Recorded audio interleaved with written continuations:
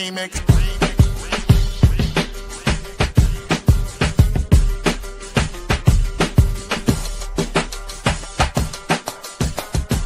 Remix. Remix. Remix.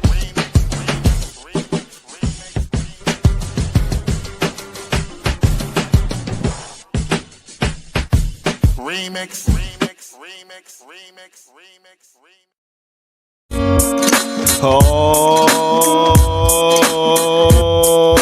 yeah. Welcome out. This is the Remix Morning Show.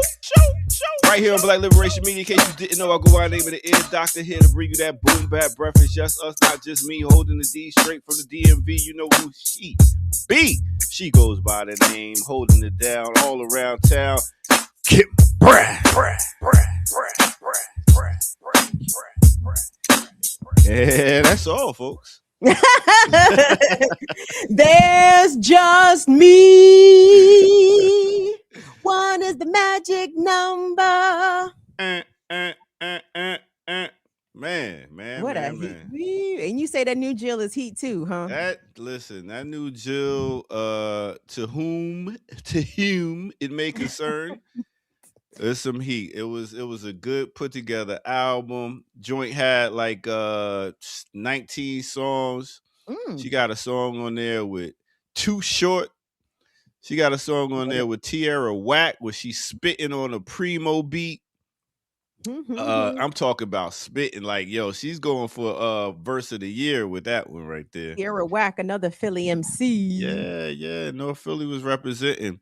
They got who else is on there? They got JID and they got Ab Soul and yeah, man. Nice, not even little album. Nice album that's all around. I like one joint she got off there called Off the Back, where she's giving praise to the ancestors and all the people that came before. You know, just all around good, man. How you, Kim? Well, how are you? I'm here, man. You know, off day 3. What is it? Tuesday?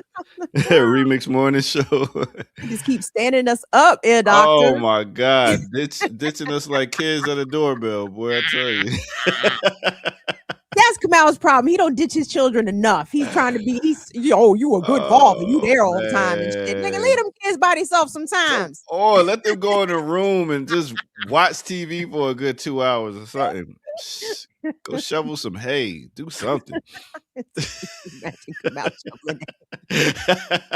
Oh, he'll do it for a photo op. He out there on the farm like, hey, we building community. Right. And as soon as the picture done, he handed off that pitchfork. All right. We good. You got that? You got my left? Okay. Nah, everything is good though, man. What's going on up in DC and Maryland and Baltimore, your area? I mean, a lot, allegedly, though you wouldn't know it if you watch the news. If you watch the news will give you no such indication that the sky is falling. You know what I'm saying? It's very dystopic, or is it dystopic? Either or, tomato. I'll go with dystopic. Okay, we'll take dystopic. It's very dystopic watching the local news because so much is going on as it pertains to, what Congress is doing and, the president, and even how all this impacts locally, even with the Epstein files. There are a number of things coming out of the Epstein files, for example, that names former Washington Commanders owner Dan Snyder and current Washington Wizards owner Ted Leonsis. And if you're watching the regular ass local news, with nobody in the files, nobody local worth talking about. Why would we even mention such things? All of those allegations are unsubstantiated. I mean, it's just crazy shit, Ear Doctor. I'm just, it's a psyop, aka a mind fuck. Yes. There's a lot going on. I can't even keep it up. But you was talking about Congress, and you would never guess who's running for Congress. You ready for this? Let me pull this up real quick. I know we starting early, y'all. We ain't even got no yippity yap. We just going in right quick. But this is part of the yippity yak. Your man, Uncle Luke. Oh, goddamn. That's your man. Uncle Luke. Luther Uncle Luke Campbell announced his plans for congressional run during appearance on TWISF. Election season is underway, and some South Florida races are already still in the spotlight. Sunday was the day rap music executive, youth football coach, free speech fighter, and civil. So I'm Wait, sure some people are they would like talking about this. Luke? Yeah. They Wait called a him minute, he civil- did. What?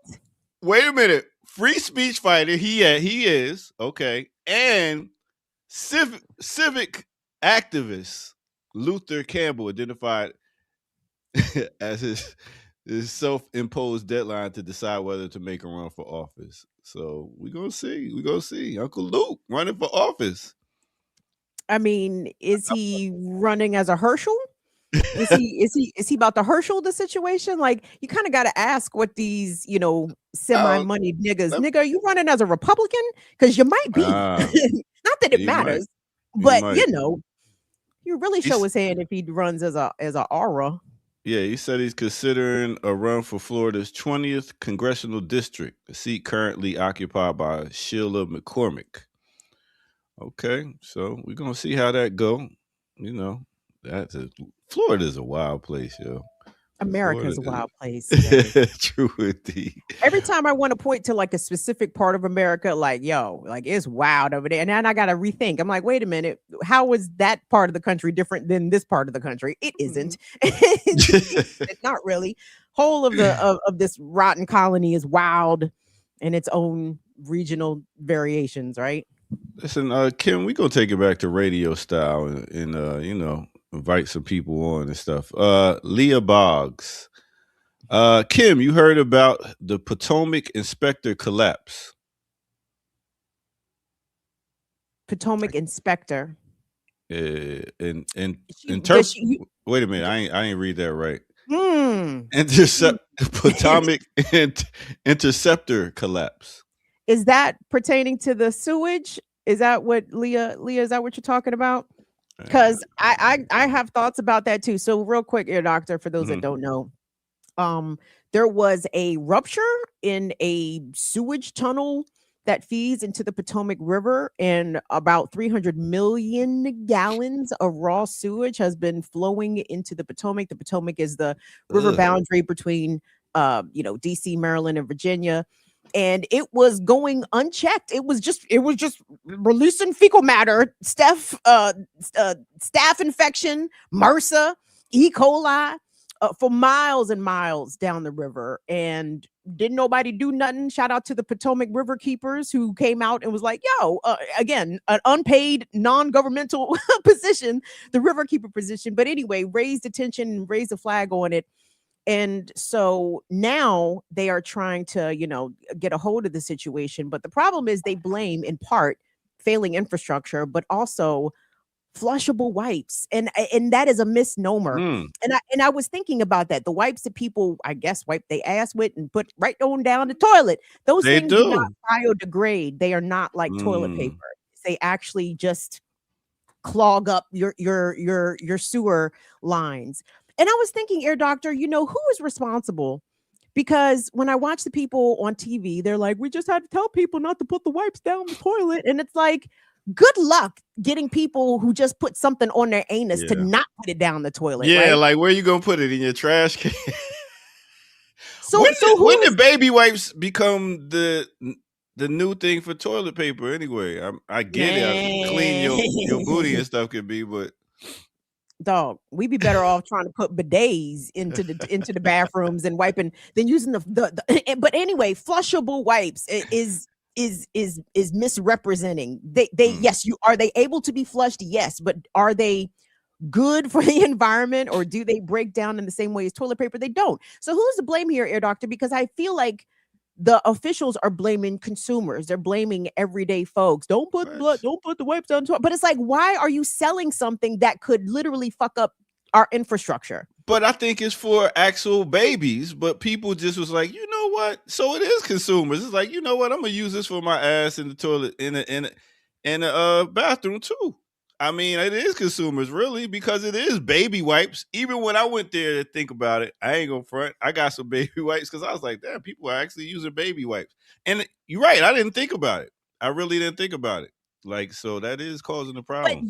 it has been marketed to you as though it is flushable, as though No. it is acceptable. It is. That's how they Oh, call okay. them Well, flushable see, wipes. okay, see, I ain't even look at that part. I was just like, So okay, baby that wipes. leads consumers to believe that, oh, this is fine. This has no impact. This is just Mm. like flushing toilet paper. It's not, right? So my thing is, I don't blame the consumers. I blame capitalism for putting out a product that they know that ultimately humans don't have the discipline not to Mm. flush down the toilet. They could take the goddamn flushable wipes, take them shits off the market. They are fucking up the infrastructure. Yeah, because I didn't even know that they marketed them like that as flushable. Because I didn't even think about it. Damn. Yeah, that's a lot of fucking cloth going down the toilet. There was another Leah, I hope this is what you were talking about, by the way, because otherwise I just went off on a raw sewage tangent. But there was another situation in Prince George's County with Washington Sewer and Sanitation Commission. There was a sewer line that overflowed in Adelphi, Maryland, which is, not that far up the road. So it's like, wow, look at how our regular everyday consumerism, just one small example, continues to fuck up the environment. And it's like, you could just pull them shits off the market. You could just wipe your ass with maybe a washcloth. Not, I mean, I know that's not. I was like, we what'd you should go? come up with That alternatives. is why I'm against washcloths, ladies and gentlemen. I would never use a washcloth at anyone's house. Oh, Just not because no of what you said. Oh God, no! Ew! Can you imagine? You just pulling off of anybody's washcloth and putting it on. You know, people give you, when you go to their house, they give you a washcloth and a towel. I'm like, thanks for the towel. I'll take that. But yeah, the washcloth.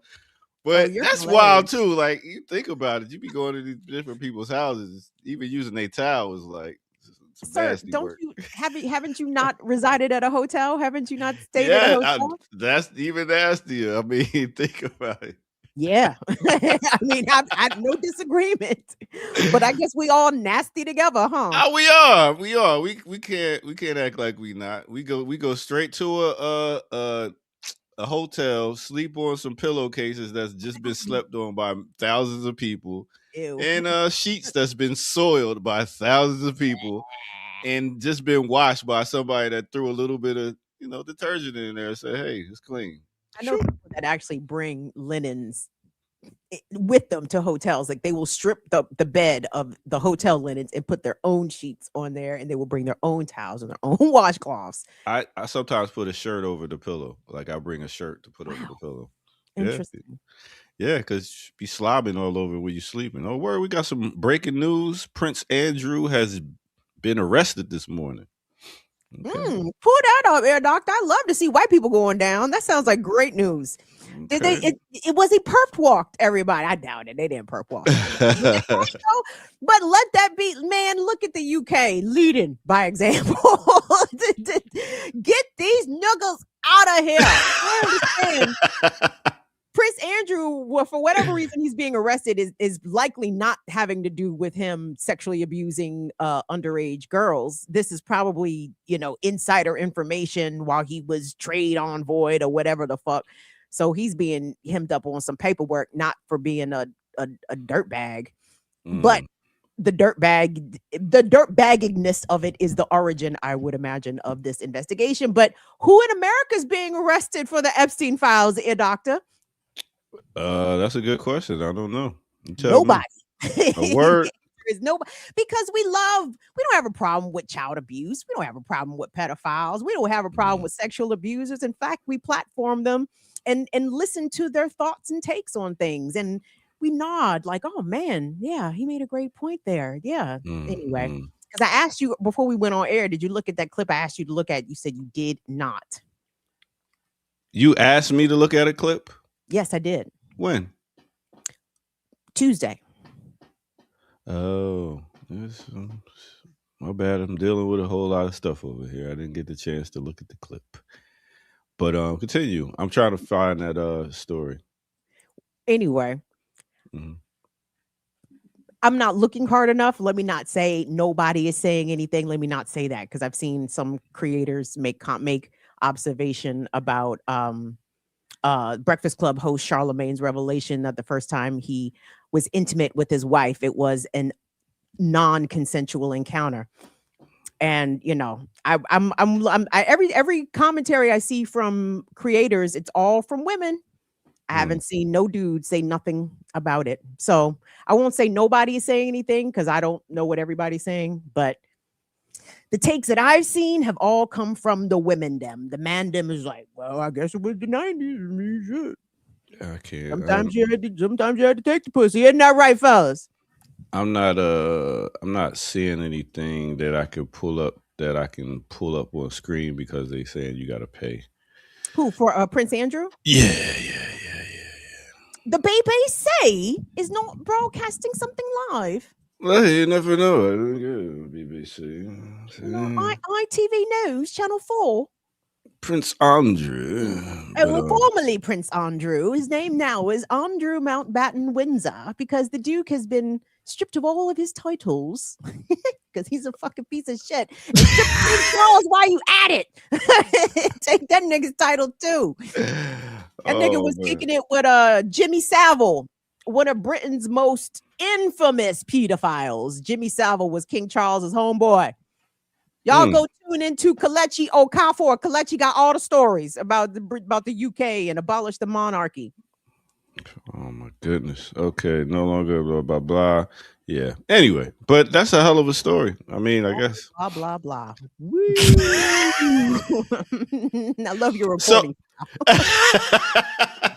I mean, another guy in the Epstein trials, files, and so he's I mean, ain't all these politicians and all these different people that's like, even I think I seen something about what was it? What's her name's wife talking about? Bill Clinton's wife saying something about it. It was like, wasn't you and your man there? At least I seen your man over there. Bill was chilling over there with Epstein. For sure. So I'm like, why are you even talking right now? But gotta defend the legacy, Yeah. So strip it down, strip it away. All right. So okay, I got something. Your favorite news person, Stephen A. Smith. You hear this latest from him? Sir, I do not listen to Stephen A. Smith. I do not know what this nigga be talking about. Let me guess. Oh, let me guess though. It's some fucking shoe shining ass shit, right? It's some stepping and fetching ass shit. This nigga done cooned again. He's making it to the Coon Hall of Fame. Oh man, first ballot, first fucking ballot, Coon Hall of Fame. Yo, okay, it say Trump endorsed Stephen A. Smith for president. Now, Smith says he's giving strong considerations to running against Trump's party. Uh-oh. The former Fox News host fired in 20. That's how they start this. Oh, he didn't work for Fox. Oh, wait a minute. Okay. Last May, Bill O'Reilly. Wait a minute. The former Fox News host fired in 2017 after settling multiple sexual harassment lawsuits, called President Trump live on the News Nation town hall and asked if he had any advice for Stephen A. Smith's potential presidential run. Trump didn't blink. I've been pretty good at picking people and picking candidates, he said. And I would tell you, I love to see him run. Run, nigga, run. Smith, sitting on stage next to Chris Cuomo, put his head in his hands. 9 months later, Smith told CBS News he's giving a strong consideration to running for president in 2028 as a Democrat against Trump's party. The endorsement, it turns out, was not a joke, or maybe it was, and Smith just didn't get the memo. Okay. So another celebrity running for something else to distract you niggas with. Look, niggas. A famous darky wants to throw his hat in the ring. Again, we have to be able to discern what is distraction and what is legitimate. Does chat, do you all give a fuck if Stephen A. Smith runs for president or not? No. But Of course here's the thing: it's like really, this is becoming a not even becoming, but a popularity contest. From Ronald Reagan to being in the movies to Trump being in TV shows to now another person that's in front of a microphone that we know that has a loud mouth, doesn't know.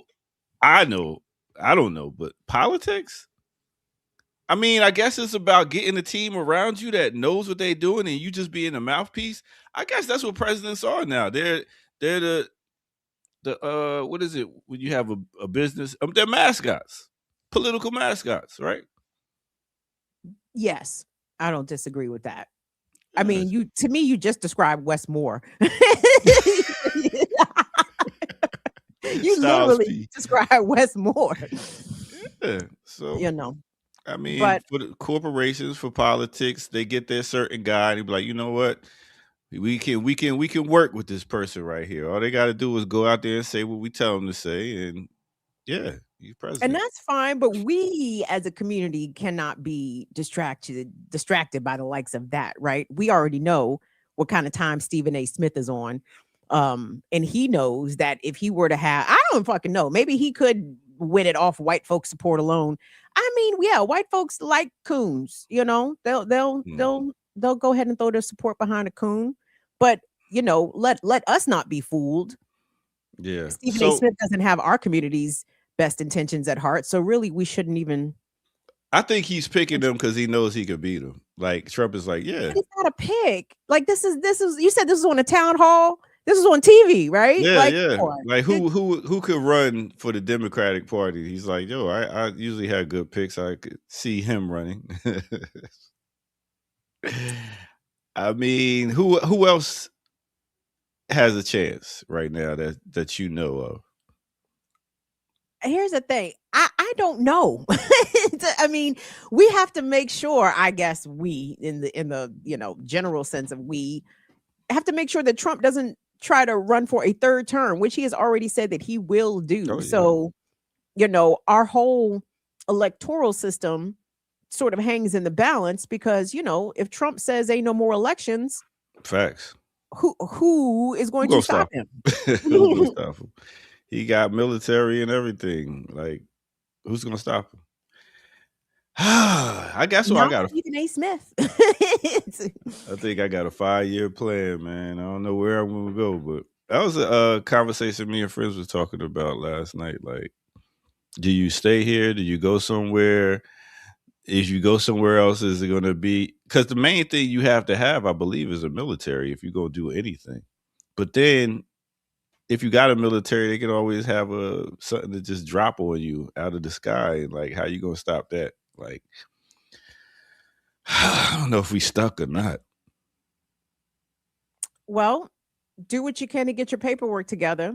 So Go somewhere that's also American, even though it's Caribbean, South America. Then you go to Africa, and then you got to deal with Africans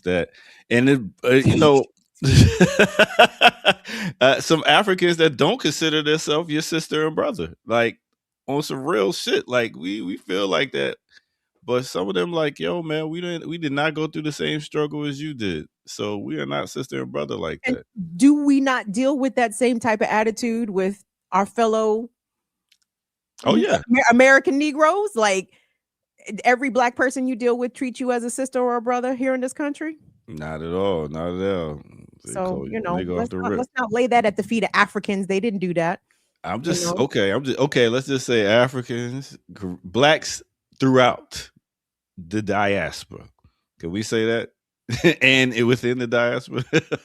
Well, what are you saying about them? I'm just saying, like, where the fuck do we go? That's what I'm just saying. Like, is there a place for us to go? Do we build like a lot of people talked about building having a southern region that's for blacks. We seen what happened with Wall Street. We seen what happened with Auburn Avenue. We seen different things happen when we try to have land, and the fact that we don't have military and we can't defend it. We go to an island, small island, can boom, drop something on that. We go to Africa. I don't know. And I think that's the thing. Was Marcus Garvey right? Do we do it here where a lot of us blacks don't consider themselves as being from Africa? They was already here. It's just so much, man. It's so much. It's like, how do we even do it as a people? And where do we talk about it? It's not here on the screen. So I really don't know. Did you say somebody wanted to join us this morning? I put the what's the name? The link in the chat room for somebody so we can do a radio style. So I put the link in the chat room. Anybody has some thoughts on this? Come on through. So let's take a quick break, and then we go. Kamal is texting us, telling us, "Tough shit, little buddies." Nigga ain't text nobody. I got it. It's in the remix text. In the remix, and the first word is sorry. We don't need to read the rest. I think that was Tuesday. Definitely not. It was definitely just now, but no worries. You'll see it in about 60 seconds. Okay, well, I got this slow down here down south, so you know. Anyway, we're gonna take a quick break and come back right here on No Other Than the Remix Morning Show. Let's go.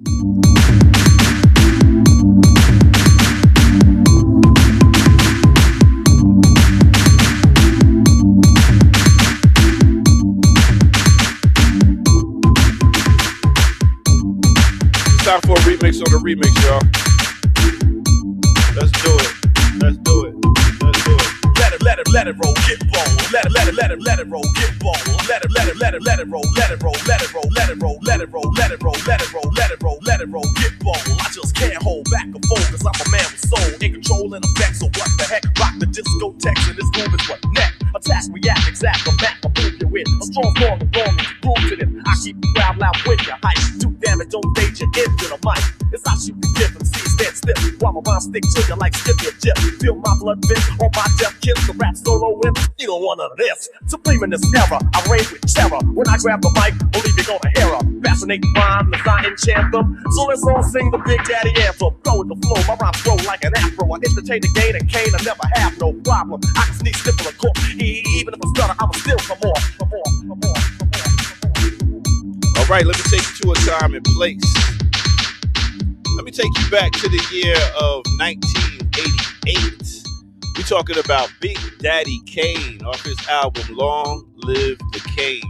The name of that song is Set It Off. Hit that like button, subscribe if you're new. And yes, this is another Ear Doctor beat coming through. Subscribe. Go to patreon.com, become a member over there, get footage that's rare, donate where at blkliberationmedia.org. Yes, and also go get you some merch. Get fly, get nice, and support the channel so we can support you.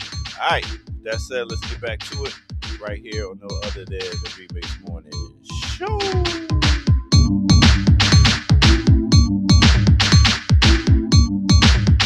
That's my house beat right there.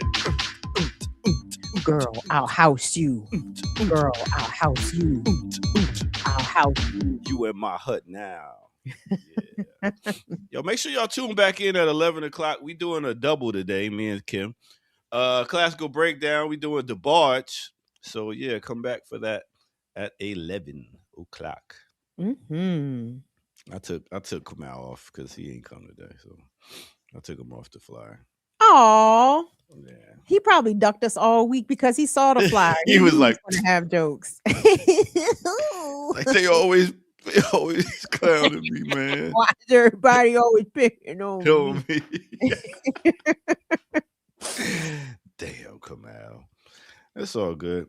No, that was him texting saying, "Oh, word." Yeah, he's not coming today. One of the babies don't feel good. But it's like, but don't debate. You know what? Let me mind my child-free business. Right? Let me mind my child-free business. I can't tell these people how to. My kids ain't around here like that right now no more. But I tell you who is around. Who? Other than Renee Johnston. Hey, here she comes to save the day. Thank you, Renee. Thank You're you. God welcome. bless you. You're a nice person. I don't know what was happening. I walked back in the house and I looked at my phone and I was like, oh, there's an email. This is a bad sign. I was just like, let me- Look at you on top of your emails like a responsible adult. Came through like Wonder Woman, Wonder Woman. Oh, man. man. I used to love to watch Wonder Woman. Woo! Wonder Woman used to get me hype as a little girl. yo, she much, did too that much. spin, and she Yes. wasn't all the way white neither. She had a little black in her. So she Mexican or something? I don't know. That's a good question. She looked at That's white. Linda Carter, right? Was Yes. that Yeah, Linda Carter. Let's see. Yeah, I think she had a little. I don't think so. She had a little drop somewhere. You get a drop Y'all in you. think if a white girl got a little booty, all of a sudden she must be mixed with something. Part Mexican. Thank you. Is that official? I mean, I'm reading this thing right now. We'll see. Look at Y'all you. gonna start gonna fucking with double Ed check. Doctor in a minute. Y'all gonna realize that I do my research. She one of them. What's the comedian with the red hair who's also himself Mexican but does not appear to be Mexican? Oh, Louis that guy. C.K. She Louis. one of them Louis C.K. Mexicans. I used to I love his forgot. show, You know man. what? I forgot she was Miss USA, Mm, yeah. Miss World, and all that stuff. Yes. Let's see. Gorgeous. Mm. Look at that. She was born in Phoenix.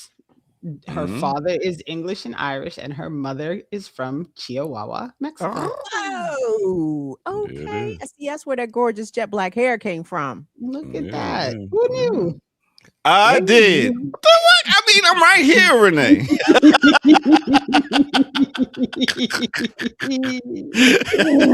Shout out, Air Doctor. You did. You knew this one. You taught us all something this morning, and I appreciate it. I'm a fan of learning new things. I try to do so every day. Hey, come to Remix Morning Show, 8 a.m. to 10 a.m. I'm here. Tuesday through Thursdays at least. I think I Sheesh. sent you an email, Air Doctor. Oh boy. I'm gonna keep hope alive, like Jesse Jackson. Rest in peace. Keep Yeah. hope alive. Yo, I was watching the thoughts of Khalid Muhammad about Jesse Jackson. Oh my God. He was on the Donahue show and I might have to pull that clip up. I was like, damn. Was he did going not hard? like- He was going hard at it. Oh, he was calling him a bootlicking, dancing coon. Mm. Oh, he was going in. And you I mean, had to- I will say I was really annoyed to hear all these people saying that he was the creator of the Rainbow Coalition, and I was like, Whoa. was not. Wow. He was not. Oh, he Did wasn't. you not do that? You know that was No. Fred Hampton. That was Fred Hampton and Oh, the Black see, Panther now Party. we know. And now our listeners know. Mm-hmm. Look at that. Nah, they knew. We hope they knew. Well, I didn't. Okay, TikTok. I got your TikToks. But it just goes to show you how easily history can be reported wrongly, right? Like something that is easy, very simple to determine its accuracy. People are like, and he created the Rainbow Coalition. Did he? Are you sure about that? Can we just do a couple more searches to confirm that is correct? But yeah, no. Yeah. And they were giving him a lot of credit about Palestine. And although he said some of the right things, he was also a big fan of the two-state solution. And so he was running for president, Renee, as a Democrat. But he was still a fan of the two-state solution after he ran for president. So I mean, Jesse to me was part of the generation that, you know, whilst fighting, you know, okay, well, we in these spaces now we got to maintain our position. So if we have to, you know, ameliorate or concede on certain things, then we'll do that in order to have a seat at the table. You know what I mean? Yeah, a seat at the table where you can't get shit done. Yo, I just got the text. You see how late that took, Kim? I just got the text from. That is crazy. Got to get off that cricket, sir. Cricket wireless. Yo, check out Khalid Muhammad on Donahue real quick. You talk about when white folks can't defeat you, you said in your speech at Kane, they'll always find some Negro, some boot-licking, butt-licking, buck-dancing, bamboozle, half-baked, half-fried, sissified, punkified, pasteurized, homogenized nigger that they can trot out in front of you. Oh, Phil, that rolled off your lips too easy, baby. I was like, Jackson, a boot-licking, homogenized nigger? To the best of his ability, I believe he tries every day to do that. Here you are mocking Jesse Jackson at a speech. I believe this is Howard University. Roll the tape. Oh, boot-licking, buck-dancing, scratching, shuffling, messy Jesse Jackson. Who keep.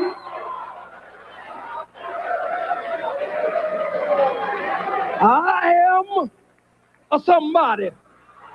I am a somebody.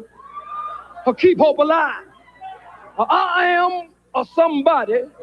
I don't rightly know who the hell I am, but I am. Talk about MC battle. Yeah. Look at his face.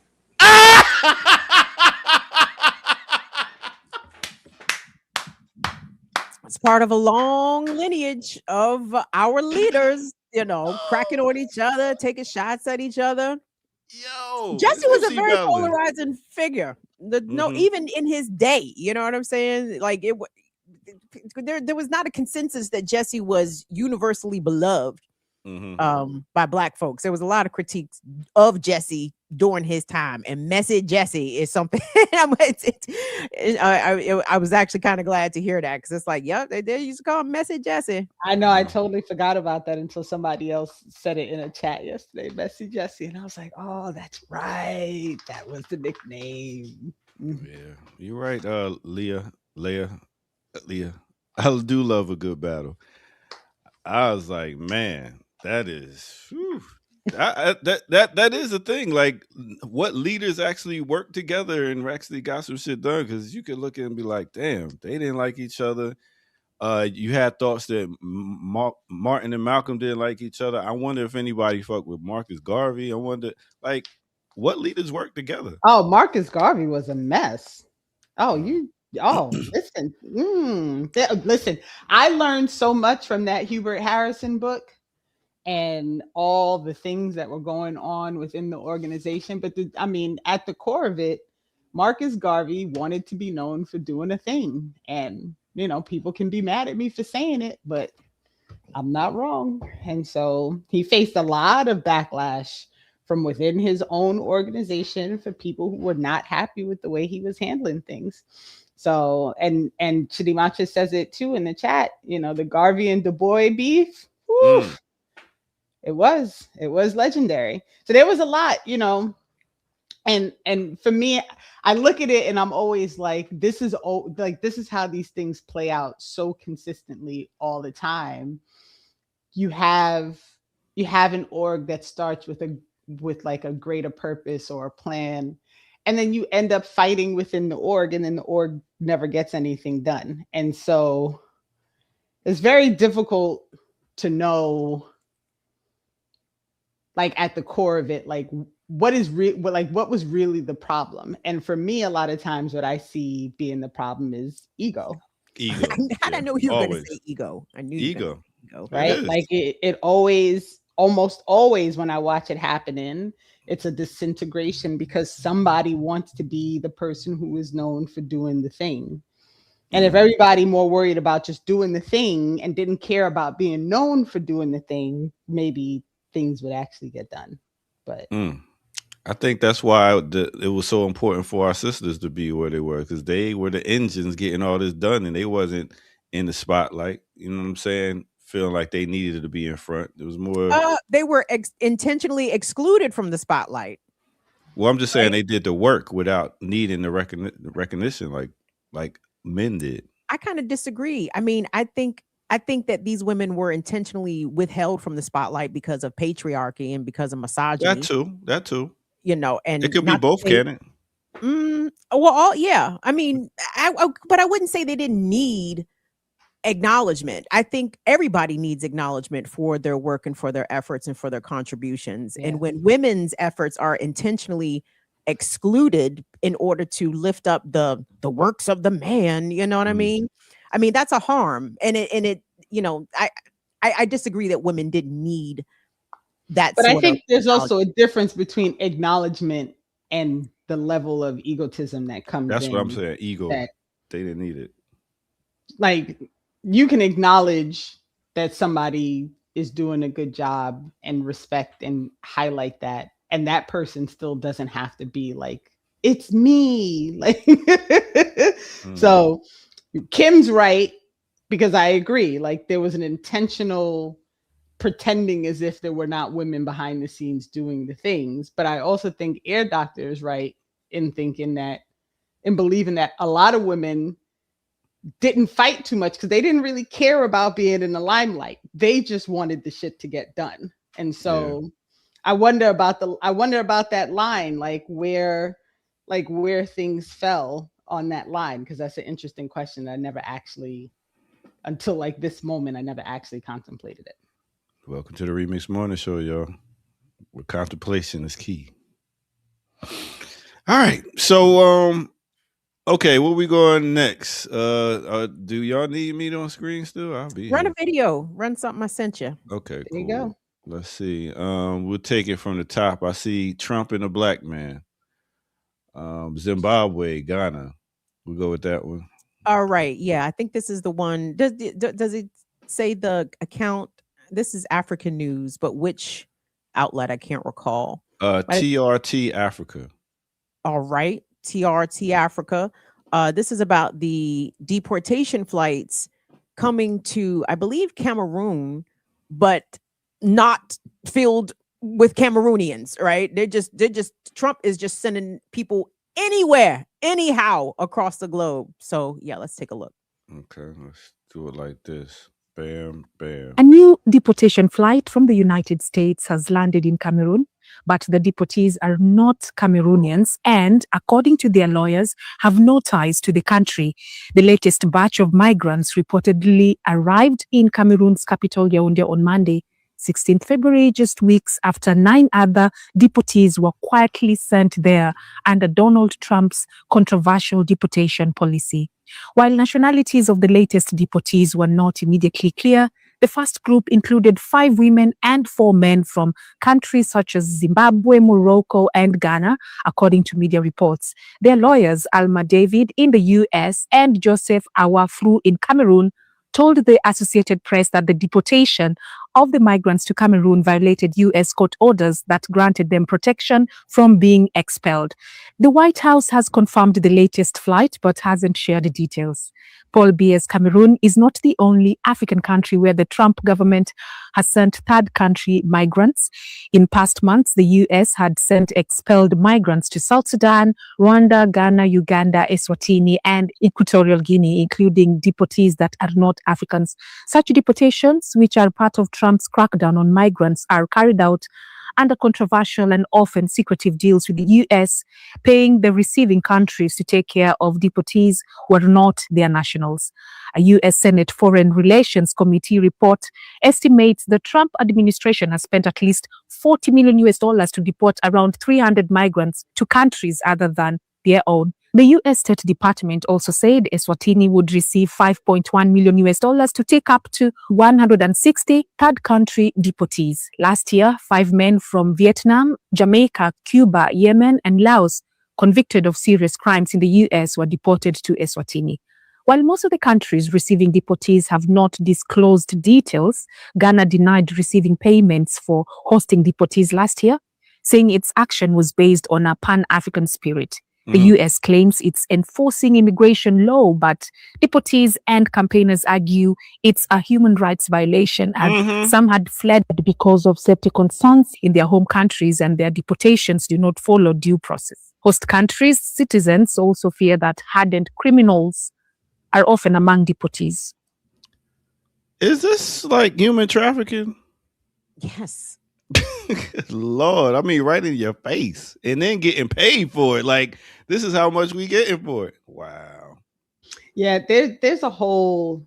It's interesting that report just came out, because there's a whole lot that people are not being told about how much money was paid, because these countries got money in advance for agreeing to do it, right? So it's not like they're getting, I mean, they could also be getting money as people are being, kidnapped and put on a plane, but they were getting some, and in the millions, sums of money to agree to allow the ships to land and to deplane. And so the question that I always have, and Chitty Matcha said it about her tin hat, and I definitely have my tinfoil hat on, is what were they really paying for? Because 9 people getting like on one plane, right?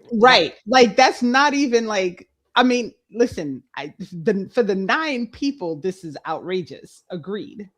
But if you paid millions of dollars and then you sent 9 people, what did you actually pay for? Right? Like what is actually going on? So this is the thing that I, and y'all know I like to follow the money. And so this is something that I think is very, very interesting. This whole, we're prepaying for you to agree to accept people and then sending people. And then if I'm understanding, there's also a lot of travel that's happening once they get there. People are just being returned, like being allowed. Like to they go don't ask them wherever. like where you originally from or nothing. They just ship them back to wherever. Yeah. So there's a lot that I have a lot of questions. But there's, seems to me like it's a lot of money stuff happening behind the scenes that's not being focused on. And what is happening to these people once they arrive in Cameroon, in Equatorial Guinea? Like, are they being let out of jail? Because my understanding is that they are still being held. Some of them are, at least. Like, I don't think once these deportation flights land in Africa, the deportees are allowed to go free. That's not it really depends on where you are. There was a story about a Jamaican man who got, and I can't remember where he got dropped off, but they helped repatriate him and he went back to Jamaica. Did they? Oh, good. Yes. So it depends on where you go. It just depends. I think it really does depend on where you go and also what resources you have when you get there, right? Because that's a whole other question. And then there's apparently a huge market for, like, you get deported and you just come back to the US. So that's also happening because these people don't. Because no, this how? Not the why, beloved. How? Like, I mean, like there was. What documents? There is no document. Like, how many people come here without documents? You just the first time. No, I'm not. No, not from Africa. I mean, listen, I don't know. Like, it could be. Don't quote me on that. I'm just saying that the same laws that allowed people to come here to begin with, the same loopholes, the same places where you cross rivers and cross borders and climb walls, and all those things are still there. So there's still people coming here. And so it is not unreasonable to not be shocked if people say, yeah, I got deported and I came back. I mean, damn, because it would be a lot of homelessness if you just got dropped off in a certain country and you ain't know where to go, you ain't know no people. Like, I would assume that the government will have to be like, all right, what are we going to do? Like, how we put them to work to make money off of them, or we send them somewhere else? Because if not, it's going to be a lot of homeless people that got put back in the country that they know nothing about. Yeah, it's the whole scenario is madness. And I haven't had a chance to read it yet, but Lebanon News released a report this morning because the private, like the what's it, quote, Core Civic and whatever the other Geo Group, apparently in a private meeting, are complaining because their shareholders are not making enough money off of the detention centers because they're not up to the 100,000 beds that they were promised. And so I haven't read the article yet, but all I thought to myself was, we talked about this on Tuesday, and this is all about money. This is it has nothing to do at all with the families, with the immigration system, with the court, like nothing. It is all about how do we manage this to make as much money off of it as possible. And, you know, for all the chaos that happened in Minnesota, they're going to end up pulling people out. Now they'll go back to doing things the way the Democrats did it. They'll still quietly pick people up and, you know, do the whole thing that they've been doing. But they're going to have to stop this thing because the people they never stopped getting out in the street and blowing whistles and, you know, doing the whole thing. They're just going to find somewhere else to go to see if they can do it in a place where the people are going to be less active, less responsive, less on the street, where it's not going to be on the news every night. And then they'll just continue it somewhere else because the goal is to get as many people in the beds as possible. They don't care who the people are. Mm-hmm. They don't care about any of this stuff. It's all about the profit. So from what I understand in Minneapolis, everything that was happening 2 weeks ago is still very much happening now. The only difference is we're not being shown it.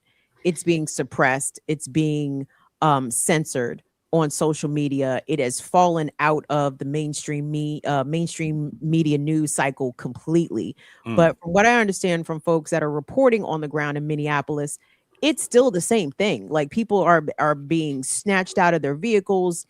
Mm-hmm. Children are not going to school. People are not going to work. People are sheltering in their homes by the thousands.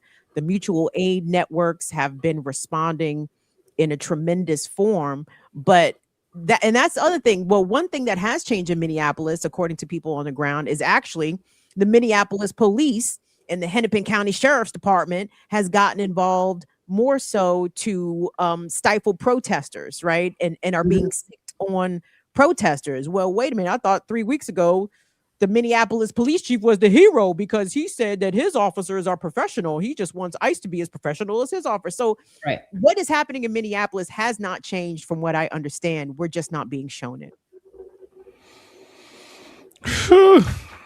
It's a lot. A lot. I think I need a break. Yeah. I need a break from all this. I need a break from all of it. And there's a guest that, you know, yes. I just jumped on, so I don't know what's going on. Oh, well, Renee, every Thursday we have a segment called Hip Hopstery. And we bring forth the minister server to shed light on a certain individual in hip hop that, you know, bless the culture. It's too much of a tease. I need Hip Hopstery to take an hour-long format. Y'all do too much, man. You always want more than you give. I mean, I'm saying, but here's the thing: you got her yappa. You feel me? Like Minister Server can fill an hour, and that's not a dig, Minister Server, at all. Like Minister Server can fill an hour, like with no problems. Okay. But just like drug dealers, we got to give them a little bit of time to keep coming back. Come on, Kim, you know the game. Stop playing. But I enjoy the hip hop. I like them quite a bit. I love Minister Server's delivery. He got the best delivery. No doubt. And I hope y'all checked out. I did a pop-up yesterday, Sunday's Radio. Go pull that up and rock out and listen to some good music for your lunch break after you watch Classical Breakdown. All right. With that said, let's go ahead and take a quick break right here on New Other Than the Remix Morning Show. Let's go. I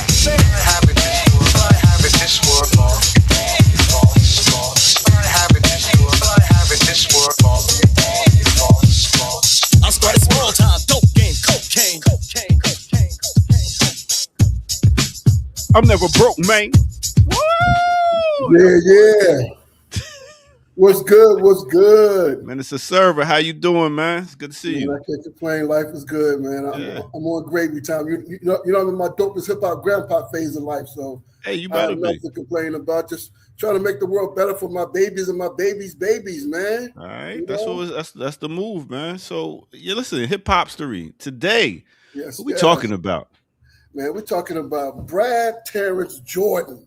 Most of y'all know him as Mr. Scarface. Yes. Yo, Scarface, man, highly influential rapper, producer, instrumentalist.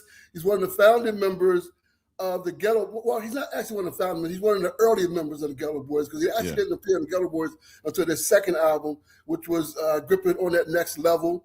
You know, he's known for his vivid storytelling, you know, keeping it raw. You know, he's one of the ones that gave us the insight of what was going on in Houston. You know, early on, you know, when rap started breaking out from different places, from LA and New York and the South, Houston stepped up strong, and the Ghetto Boys was a strong part of that. When they released their second album, which was We Can't Be Stopped, which was actually on Deaf American label, which was run by Rick Rubin at the time, they had the song My Mind Playing Tricks on Me, which was a monster song. And that song was so significant because it was the first song that gave us, from a rap perspective, the insight, the mind of a rapper, of a drug dealer, of somebody that's paranoid, illusion, you know, depression, all that. We never heard mental that health. Mental health, exactly. In fact, you know, the last verse, which is by Bushwick Bill, Scarface actually wrote that verse as well. Where, you know, this year Halloween fell on the weekend. You know, that famous line. But, you know, so Scarface went on to release 12 solo albums, man. 12 solo albums. So the first one was the picture showed up there, Mr. Scarface. His biggest album was probably The Fix, which came out in 2002. He collaborated with a number of different artists. The one thing about Scarface, he's known as your favorite rapper's rapper. You know what I'm saying? Because he's collaborated with so many people. He's one of the ones that definitely was one of the first ones that made people look at the South lyrically wise. So he's known as one of the top 50 lyricists of all time. I remember when T.I. started calling himself the King of the South. I said, wait a minute. No, people was like, nah, Scarface is the King of the South. You know, but Scarface never cared about stuff like that. He's done collaborations with Coogee Rap and Gangstar. Of course, it's one of his biggest songs by Tupac, with Tupac called Smile. You know, he's known for a number of different things, but also now outside of that, he was also the CEO, well, the COO of Def Jam South. And he signed Ludacris.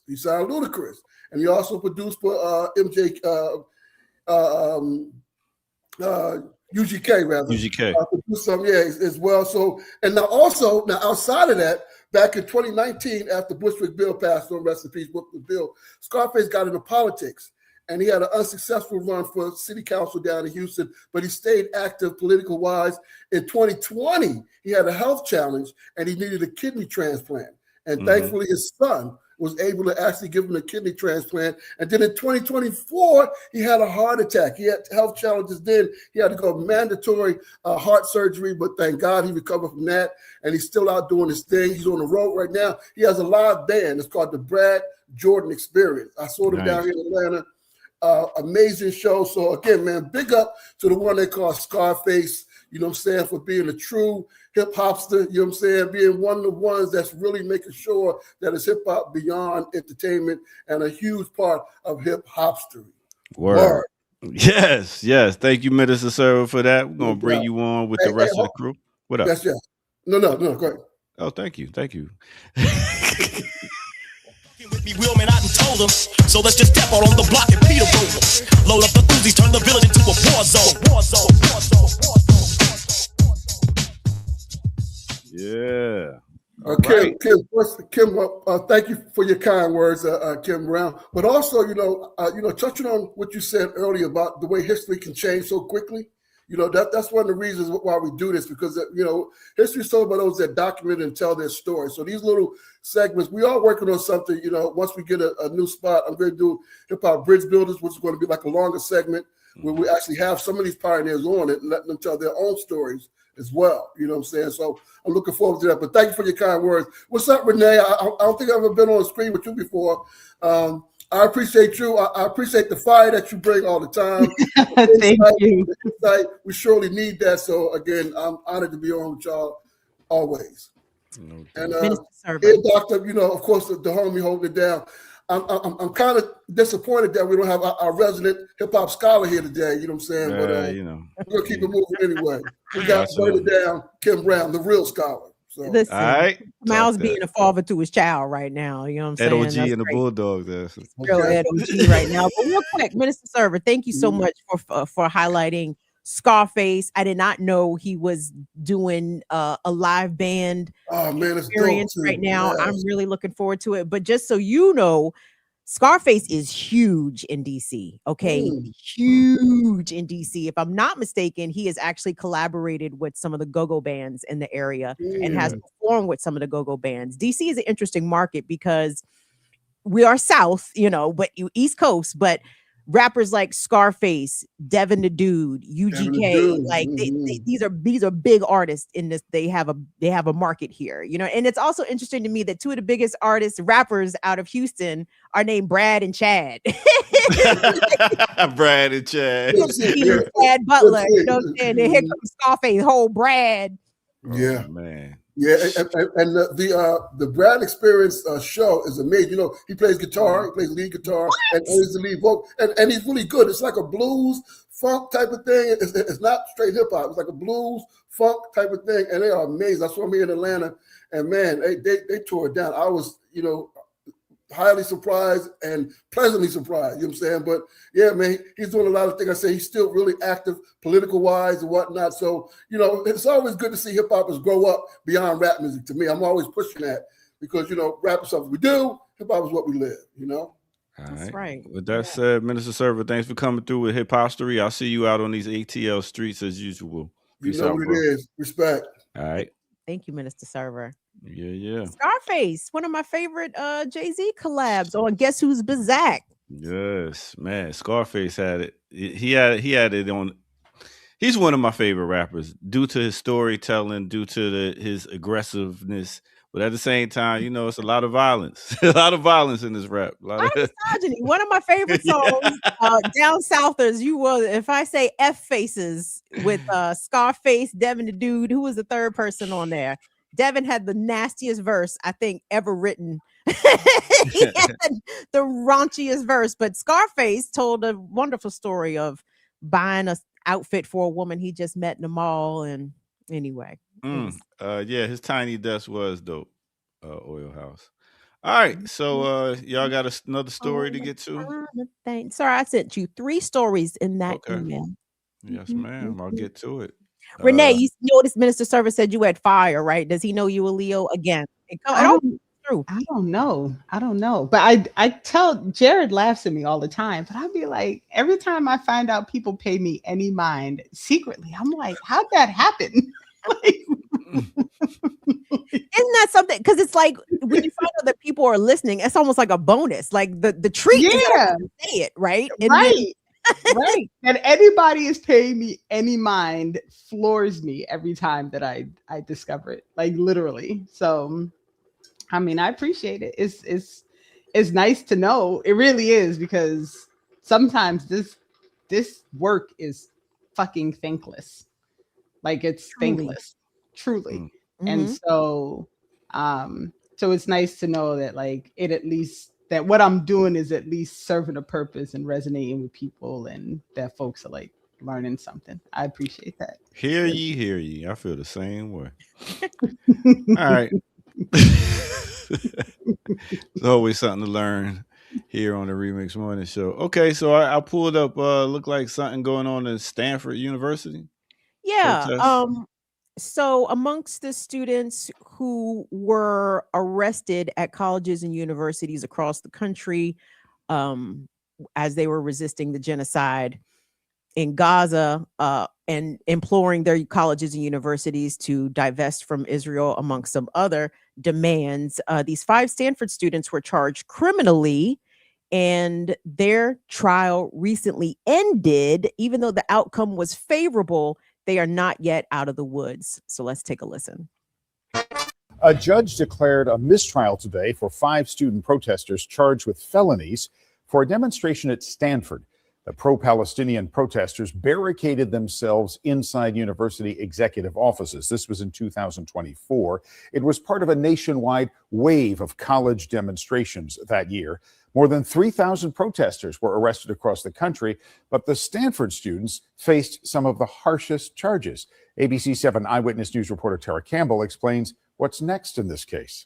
A Santa Clara County judge declared a mistrial Friday in the case of 5 current and former Stanford University students after barricading themselves inside the president and provost's offices amid pro-Palestinian protests. We protested on June 5th, 2024 for a just cause, and we did not, frankly, commit the crimes that he accuses us of. Dissent is American.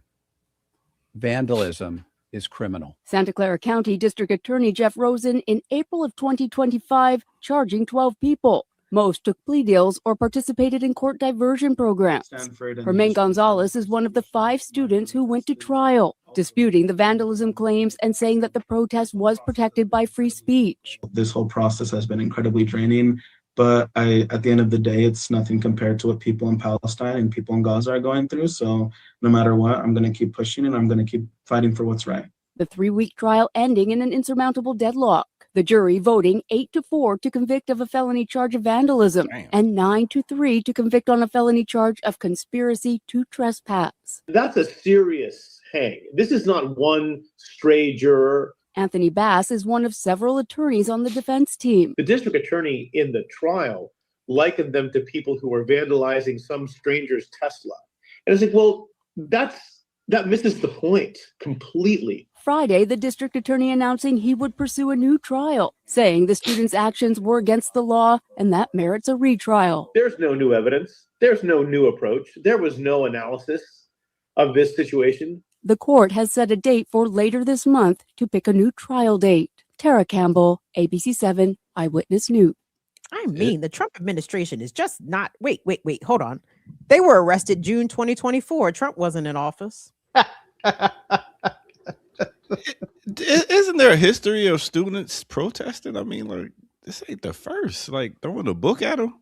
Listen, y'all, somebody else said it, but I lost it somewhere. But Chitty Matcha, and I got to reach out because we got to get you back on.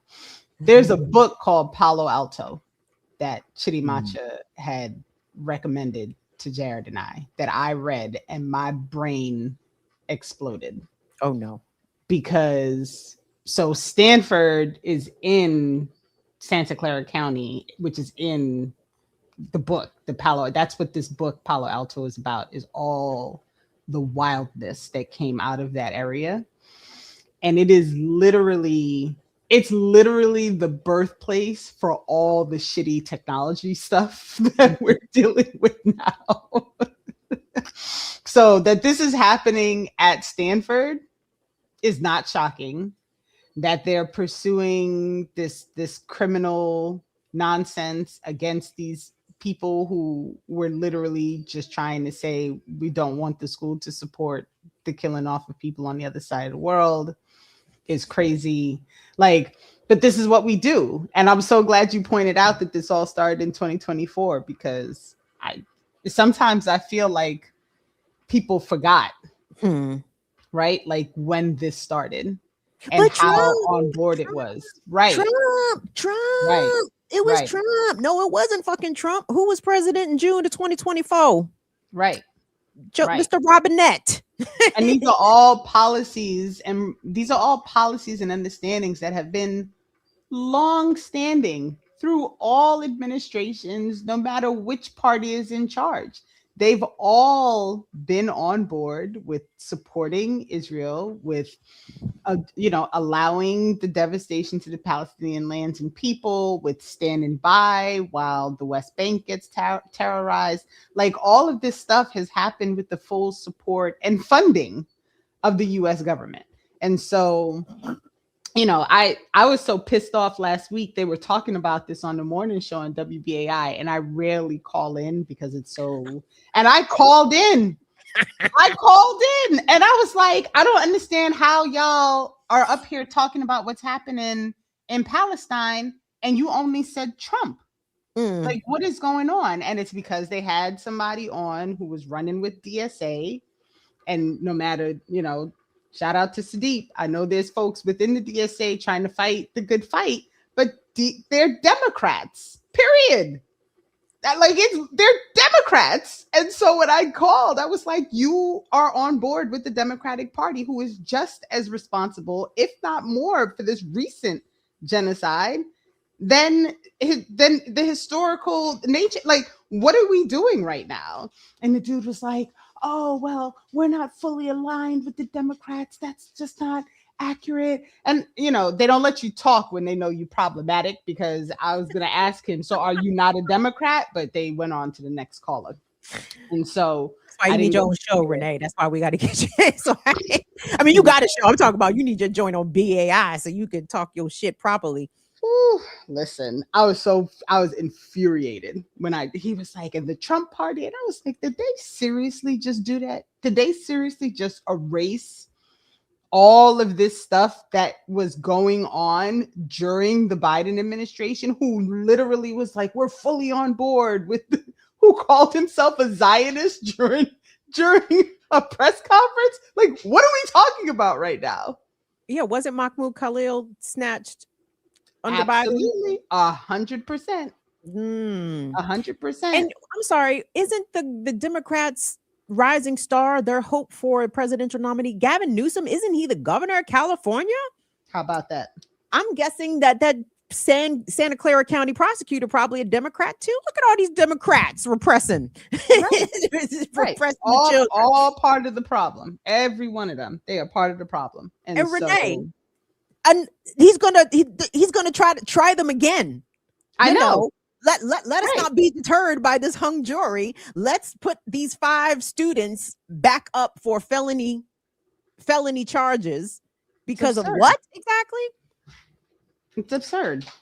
So somebody's trying. So they don't let.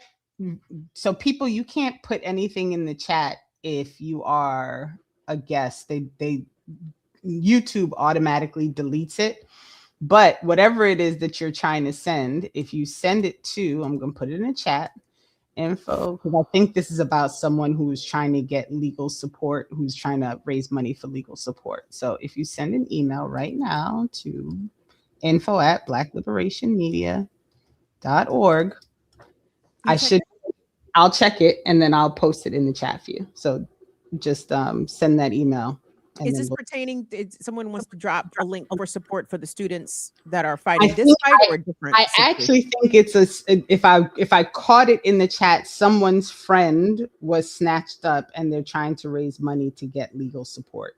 Yeah. Someone was kidnapped by the government. So, and speaking of the dystopia of the media, again, living here locally in DC, you would think that no one's getting snatched. Kilmar Abrego Garcia got turned loose, so I guess that's all the deportation stories here to tell locally in the DC area. Nothing else to talk about here.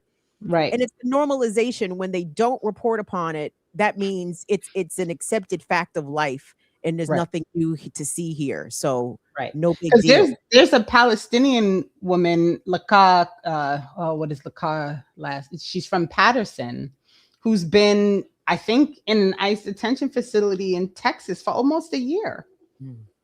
And they've been told to release her. And she's still there. And, so there's so many stories. I remember when, is it Seema? There's a journalist who ended up in an ICE facility because they revoked his visa while he was already here, and then they detained him, and they ended up having to release him because the whole thing was fugazi, what they did. And he did a series of press conferences and interviews when he got back to the UK.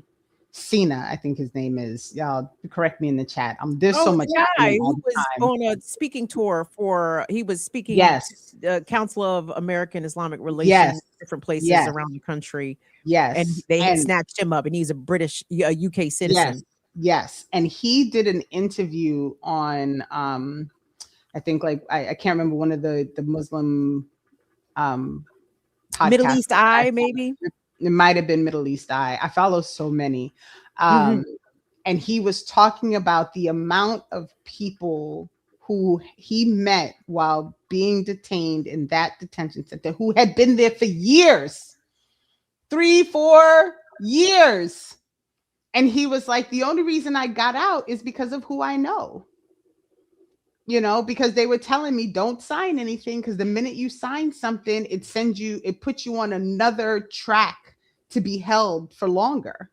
So there are all these things that are happening within these detention centers in order to hold people hostage, even though they should be released. Why? Because it's making money for the people who get paid for each person who's in a bed. It's wild. We may have to go, you know, it's a bad analogy, but G.I. Joe, the fucking jail. You know what I'm saying? Just for entertainment purposes only. I'm just spitballing here. You know, do we just get some munitions and blow up some walls? Fantasy, of course. Yeah, I mean, something has to give though, and I really do. I applaud the folks in Minnesota. I know nationally it has stopped being covered, but like I know for a fact that Status Quo is still sending people to Minneapolis, and to be they're on the being ground. suppressed too. And they're Like, being, yeah. So it's just, you know, as this process is, my dog is whining, so y'all might hear him in the background. He's right now like, you came home and now his you're name, on. let me talk to him. What's his name? Put him on the phone. Bolo. Come here, Bolo. Bolo. What's up, baby boy? He Hey, like, Mr. this Bolo. He like, this some bullshit. You did this on Tuesday. You're not supposed to be doing this to me. Mr. Bolo. And Mr. Bolo. Monday. You're not the boss, Mr. Bolo. He's a But good everybody boy. was home on Monday, so he didn't Mhm. need me particularly to take care of it. You know what I'm saying? But How much does Mr. Bolo weigh? 68 pounds. Oh, he's a healthy, big, strong, Yes. strapping dog. Yes. He is. Strapping. Good boy. He's a good boy. Sorry, I got distracted, y'all, because he was giving me the business from the corner. But I, you know, he's just, this whole situation is one in which people are going to have to start really responding in a way that forces the government to understand that people are not just going to sit back and let this happen. Because part of the reason that they started doing things, even though there are things still happening in Minneapolis, part of the reason that they started pulling people out is because the people never went inside.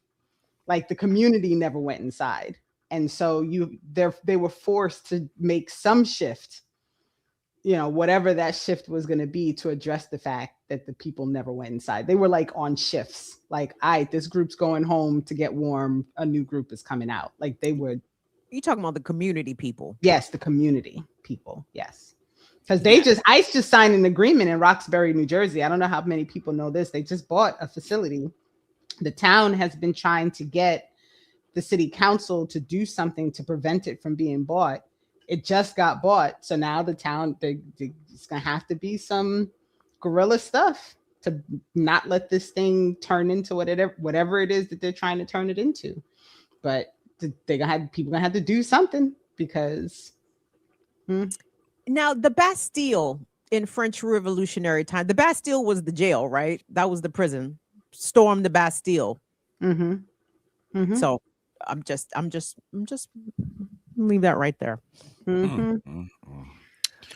All right. Well. It's funny because back in the 90s, we would talk about the mark of the beast and how, you know, one day we'll just accept all this stuff and it'll be like, you know, we'll want to use it. Like when it comes to this algorithms and stuff, like how they're suppressing the algorithms, and now they got you on TikTok, they got you on Instagram, and then they show you what they want to show you, and then they make you sign terms to let you know that this corporation will be showing you certain things. It is wild. Oh, and please watch all that age verification stuff when it comes to social media for your children who might want to use Instagram and Snapchat. Well, we got to be able to age verify. They are stealing your children's biometrics. they are going to permanently keep your child's identification in their corporate files. Like, be mindful. You know, I know your kid wants to get on fucking Instagram and shit, but be mindful about the type of information that Instagram/Meta/Facebook is insisting that they have before they allow your child to engage with Instagram. Don't just be signing over your baby's biometrics so they can scroll and shit. Yeah, it's craziness. They used to be Real like, quick, you gonna walk around? Yeah, what up? Before you take a break, real quick. So I did get the email, and this is the link, the GoFundMe link for one of our chat members' friends who has been snatched up by ICE, and they're trying to raise money to help with his legal fund. So I just dropped that in the chat. I'll drop it again before we end, but I just wanted to make sure that I didn't forget to do it. All right, check that out right there. Yeah, back in the 90s, good old 90s. Leah Bogg says the focus on Illuminati in the 90s was misdirected. It should have been Mossad. Touche. We was like, yo, ain't no way I'm walking around with no chip. There's a chip right there. And we can't leave home without it. We would make a U-turn and be like, oh, I gotta go get my chip. I gotta go get my chip so they can know every move I'm making. And you get in your car and your phone tells you where you're going, like already. It's just programmed. But that is something that we have signed over willingly. Yes. Like, and that's the trouble thing. Like, I don't like when people act like it's something that we can't live without. Yes, we can, because we have before.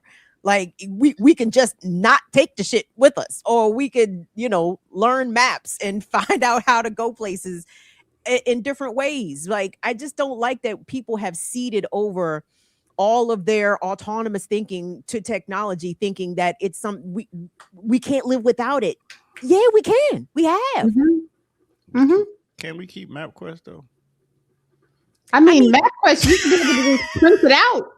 You print out the directions. I mean, can't we keep waiting? We can't keep Google Maps. That shit saved lives right there, boy. Back in the day, trying to find somebody's damn house, turning the music down just so you can look at addresses. Like, is that it over there?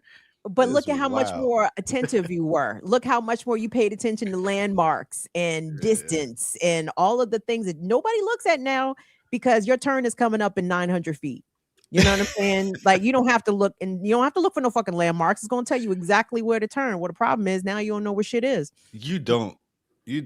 Like, this shit is wild. You really don't know how to get to places without looking at those maps and stuff now. It's crazy.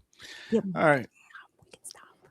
Can we? Yeah. Please. And again, I encourage you, Renee Johnston, put a map in front of your son. Make him show you on the map how to get from your house to school and back. Listen, Kim, my child is not on Instagram by choice. He don't want it. Look at that good mothering. Look at that outstanding mothering right there. You, the whole the forcing of waiting for him to get a phone. Sometimes I'm like, Naz, I was calling you. He's like, Mommy, I don't even know where the phone is at. Let me go look for it. Look at this analog child in the digital world. Love him. So, yeah. But is he a computer head though? He is a computer head. Yeah. That's like my son. No Instagram, none of that. But he's on with his friends, yeah, and it's hard. It's hard to argue, because when I was a kid, we would do the phone. Like, my mother was not paying for three-way calling, but I had friends who had three-way calling. Yeah. So like, one person would call me and then call the person with the three-way, and then they would call, and be like 7 of us sitting on the phone watching damn TV together. The first group chat. Literally. And so I try not to get on him too much, because this is his version of being on the phone with 7 of his friends at the same time. And they're sometimes they're like talking politics and stuff. They be talking, yeah. They be talking real stuff. They play their video games, but it's interesting. But, Sila's saying in the chat about friends, he goes next door and plays with the neighbors. He goes outside, so it's very normal. Admittedly, it's different in my house, probably because his father is worse about technology than I am. He is not about that life. Like, if he could get away from having a phone, he would. And I just don't like, I didn't want Nazareth to be attached to the phone. So we purposely, as all the kids around him were getting phones, the answer was no. And he did not get a phone until it was his 13th birthday, and he was going into the 8th grade and going into the 7th grade. And the only reason he got a phone when he did was because it was at a point where we were dropping him off to places. And he was going to be like somewhere where I would need to call him and say, come, where am I meeting you? What time do you need to be picked up? That was the point when he got a phone, was when he wasn't going to be with an adult that I could call. That's crazy. Back in our days, I sound old, but back in the 1900s, we was just told, listen, be at the mall at this time. I'm gonna pick you up. Be in front of the food court at this time. That was it. Like, or make sure you had enough quarters and you had enough change for the payphone.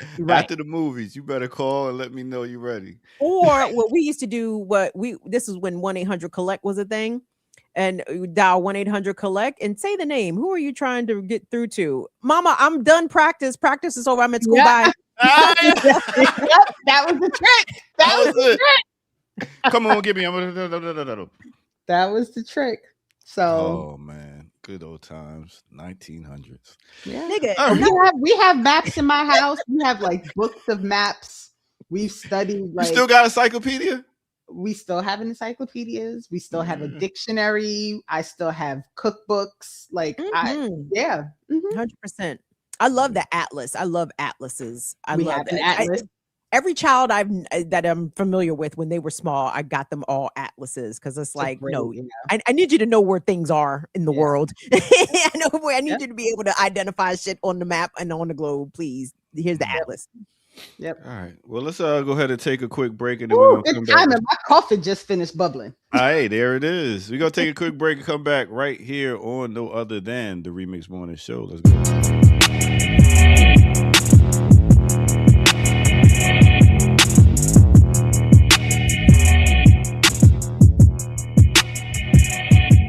It's the Remix Morning Show. It's time to go. It's time to flow. And as you know, it's like H2O. When we go, we go, we go, go.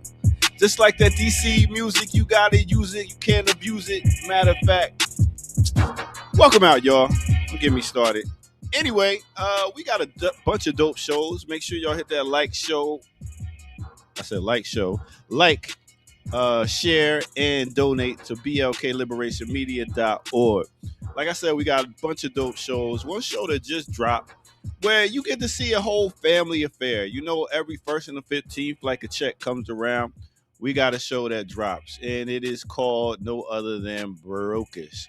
So Brokers got to bring out the family and talk about legacy. And we got to find out that one of the Brokers' mothers was about to be a superstar if it wasn't for some other lady that came and stole her shine. Who am I talking about? Well, let's check it out right here on Brokers. But I was in the choir with Felicia Allen, and some of the time Debbie Allen would be in the choir as well.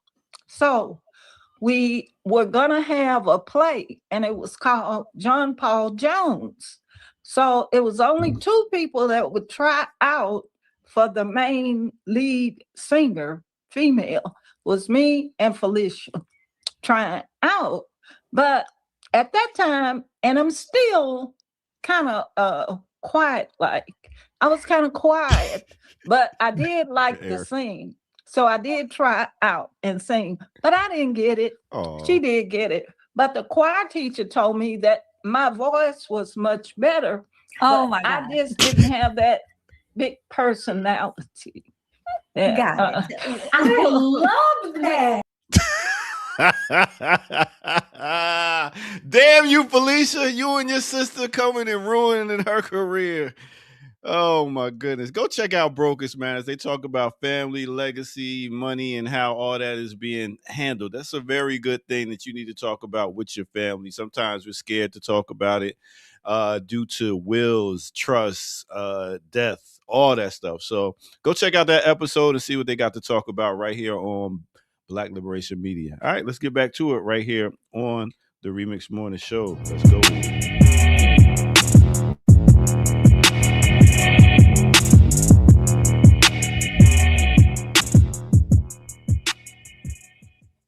Kim, you had them discussions yet with your mom? Absolutely. Okay. What about you, 100%. Renee? You got anybody you got to take care of, or?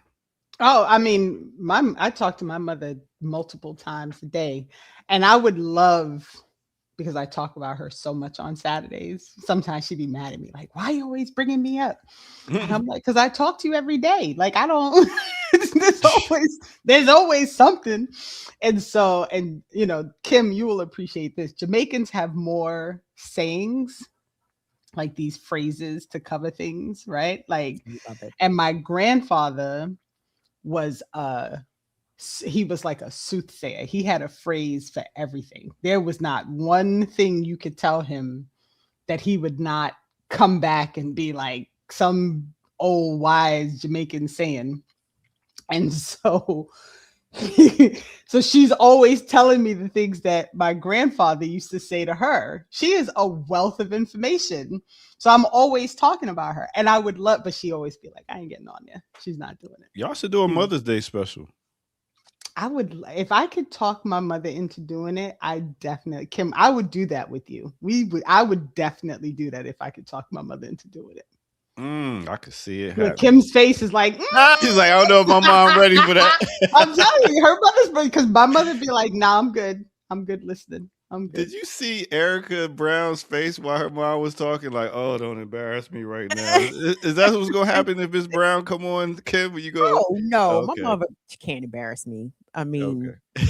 but But well, sometimes she gets nervous. You know what I'm saying? So she'll, you know, she might freeze up a little bit. But yeah, you got to tell her that it's just me and you. Can't nobody see you. But you know, and do it rock out. Big up to Cynical sending in 1999. Thank you very much. Appreciate your donation. Let's see if some more of that works, y'all.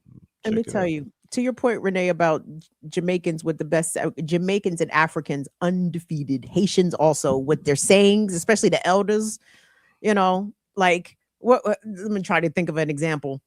You know, she has common sense, but you know, she's too slow or something. I don't know. I can't, I'm not gifted in the. Well, I'll tell you one that my grandfather used to tell people all the time, because he said that people chat too much. Right? Chat too much. They talk too much. And then suck their teeth. And he used to say, "Renee, you have 2 eyes and 2 ears and 1 mouth, and that's for a reason." Facts. Facts. Big facts right there. More people need that saying in their life. Oh man.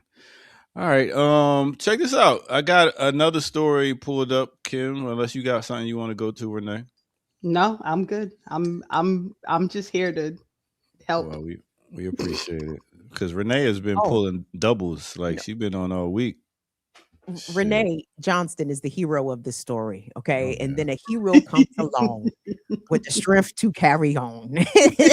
Okay, thank you so much, because it was gonna be me and Naka. So there's something going on in the county. Executive Chris somebody blase blah. I can't pronounce the name. Woo, of this county, sir! I mean, your recapping of the captions always hilarious. What is the blase blah, nigga? Does it say blase blah? I can't read it all on this little screen. Well, then I am encouraged, because I too have difficulty reading the tiny captions on TikTok. You know, and that's how I know TikTok is meant for younger people with sharp eyes. And shit. I'm like, StreamYard serves you like 5 words of the title, so you gotta blase blah the rest. Got it. Well, this is just another example, you know, not that we needed one, but it's always good to have these periodic reminders in the ways in which your hard spent tax dollars are being applied to oppress you, to occupy your communities, to surveil upon you, and to enrich the overseers. This is coming out of Ohio. Come on here, Cleveland, talking to y'all. Cuyahoga County. That's Cuyahoga. Okay, yeah. Yes, name? sir. All right. Cuyahoga County, Cleveland area. This for you. This is how Right. your tax dollars are being spent. Let's check it out. Ice check. 6 people with one thing in common. All made more than $120,000 in overtime with the Cuyahoga County Sheriff's Department.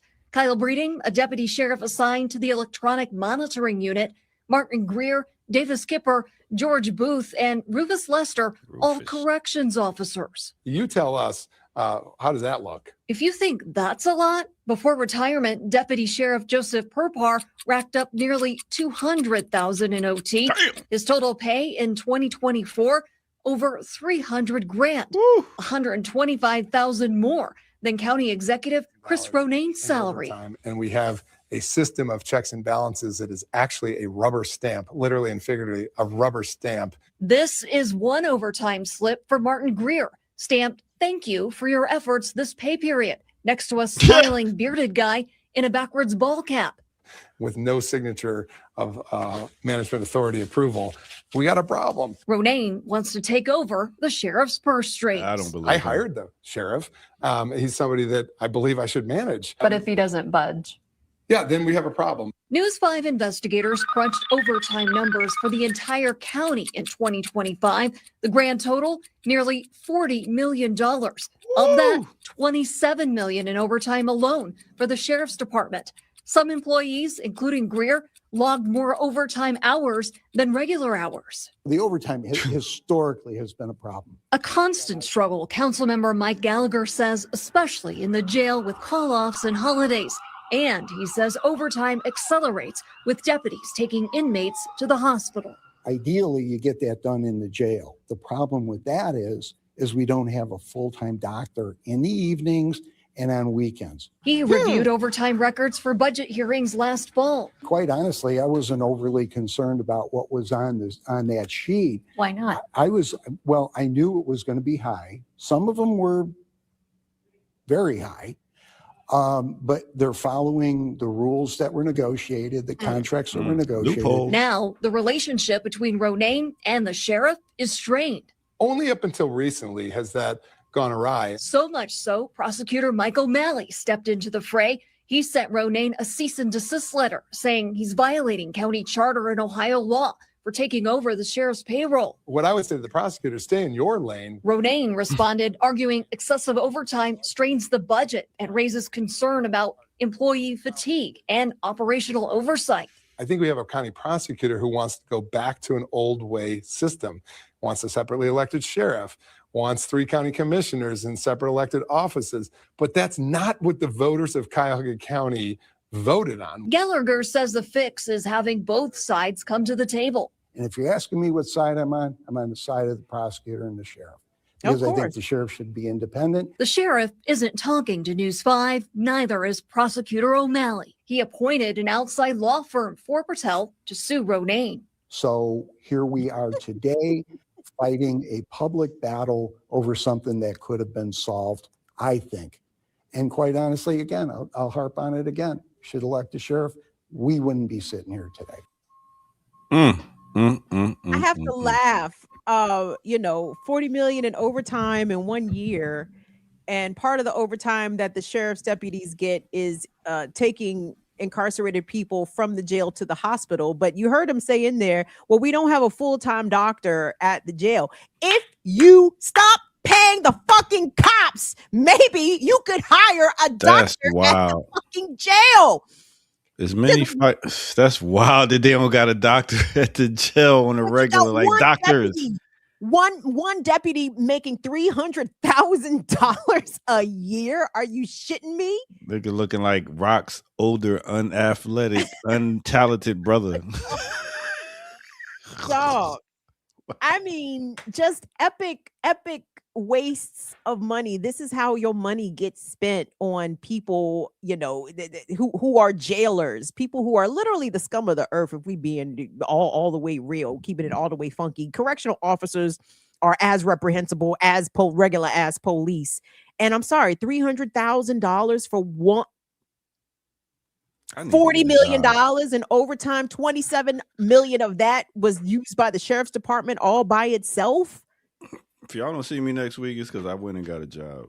If you don't stop talking madness. Right. Y'all see why Rick Ross was a CEO, right? Y'all see why Rick Ross was a jailer. He was making good money. God damn. What? You don't even need a pension. Renee. Renee ain't say he got shit to say. Renee.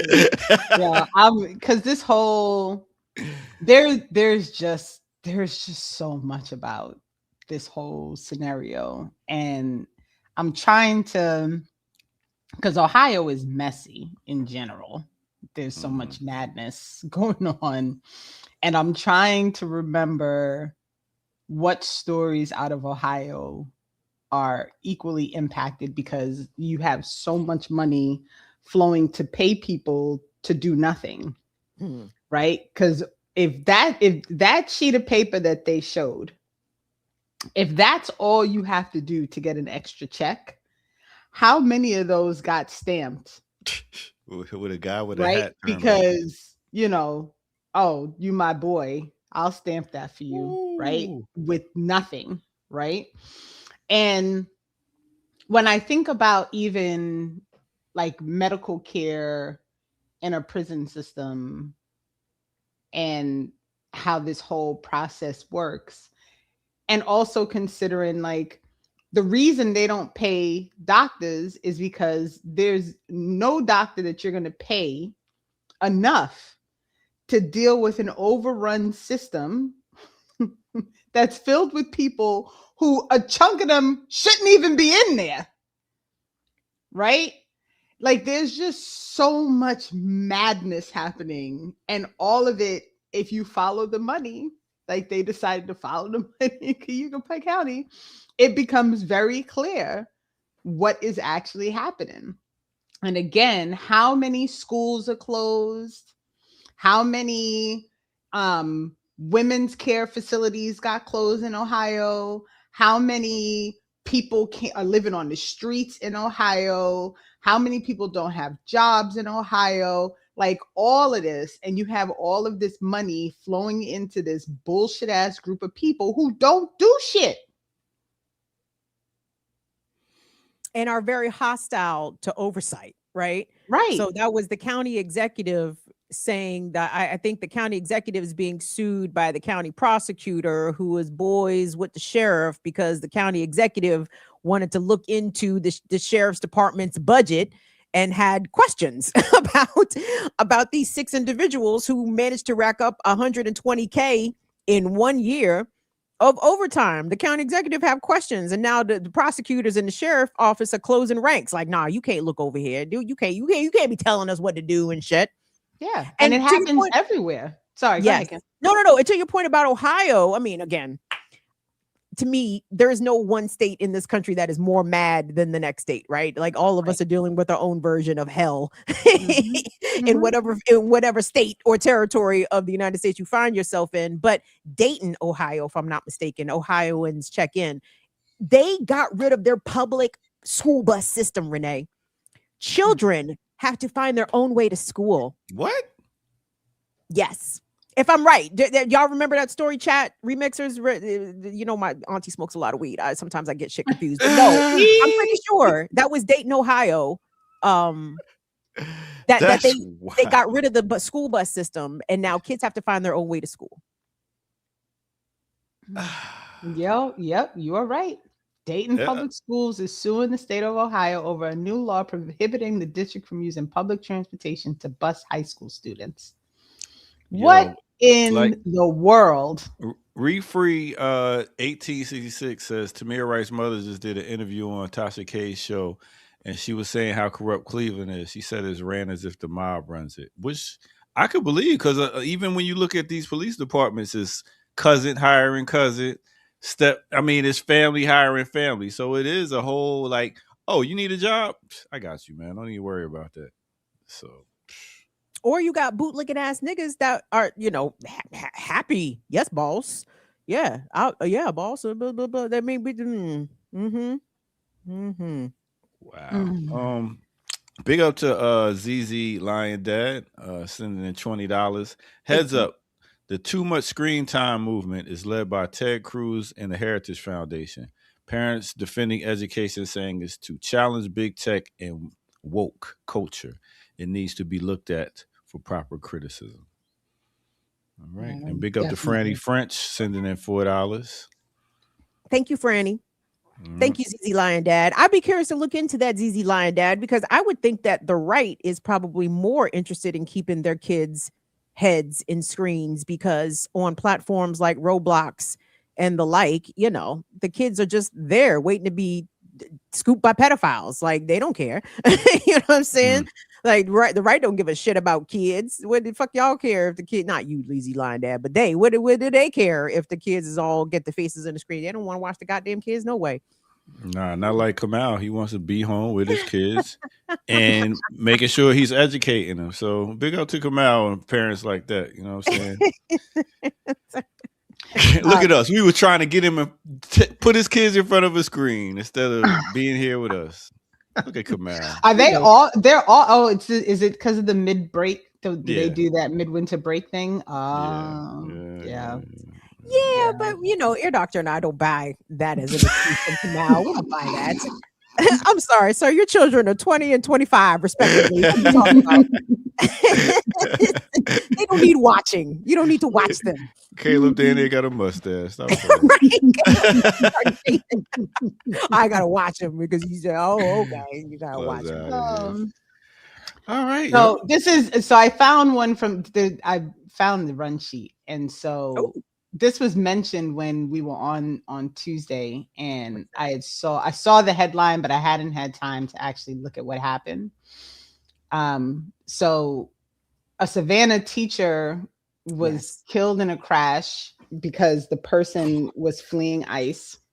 And the report says, according to the Chatham County Police Department, which here we go, you know, we always got to be mindful when this is where the report's coming from, but we'll go with it for now. Monday morning's fatal crash was a result of a chase between immigration and customs enforcement and a suspect. Outside of one of the precincts, the crash killed Hesse K-8 teacher Linda Davis. Information shows that the Department of Homeland Security was conducting an operation in the area of Truman Parkway and attempted to pull a man identified as Oscar Vasquez Lopez over. He didn't pull over. ICE agents began chasing him. Lopez then crashed into Davis. I don't want to see the footage of this. Thank you very much. No. Taken to the hospital. He was treated. Non-threatening injuries. Lopez has been arrested by CCPD officers in charge of first-degree homicide by vehicle, reckless driving without a valid license. So are they going to arrest the ICE agents too? Of course not. And the ICE agents, if I'm not mistaken, probably says that in the article, Renee, but that county, Chatham County, has a law or an ordinance or part of their police protocols that they don't chase. Right. Yeah. Not ICE. According to a DHS press release, Lopez is from Guatemala, into the U.S. state illegally at an unknown time. Federal judge signed off on a final order of removal in 2024. Office records show Lopez had no prior criminal history in the county. They claim they were unaware. County says if they had been made aware, there could have been a way to arrest him without endangering others. So what's the suspect? I'm confused, Renee. I'm not confused. However, they say that he had no criminal record, yet he was a suspect. A suspect of what? Right, of being here illegally. Yeah.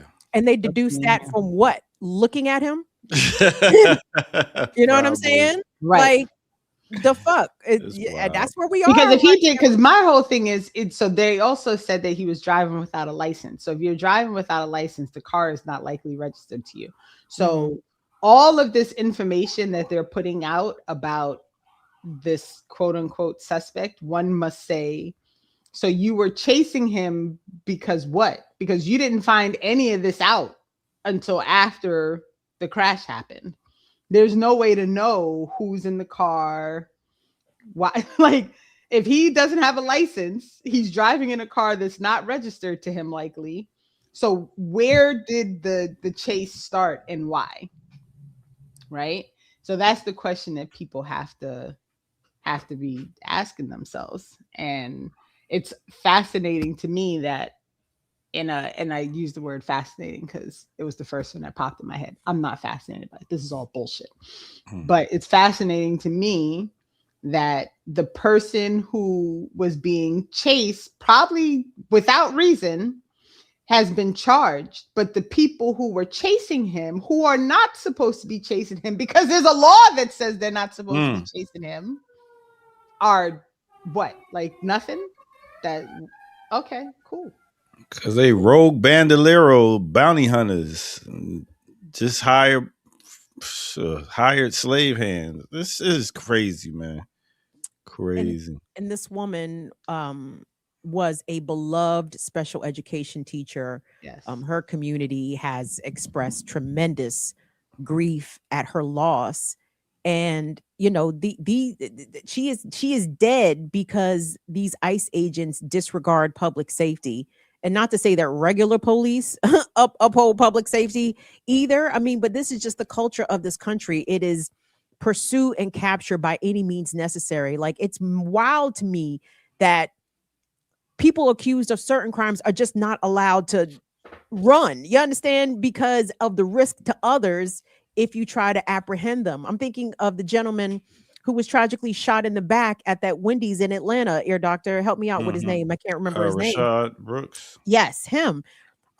He got out of his car and was running away, and they shot him in the back. And I'm like, why? They had his car, they knew his name. Why don't you just go to his house tomorrow and catch up with him? The fuck you need to shoot him in the back for? As he's trying to flee and not accused of really doing anything. Like, it's this capture, dead or alive mentality that law enforcement in this country has. And I don't even know. I like a lot of it.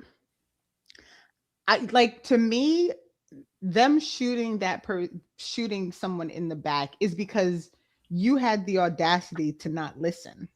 I don't even know if it's really about, well, we needed to get this person. I really at times feel like it is literally some person like, you had the nerve to not follow my directions, and now whatever I do is because you didn't listen.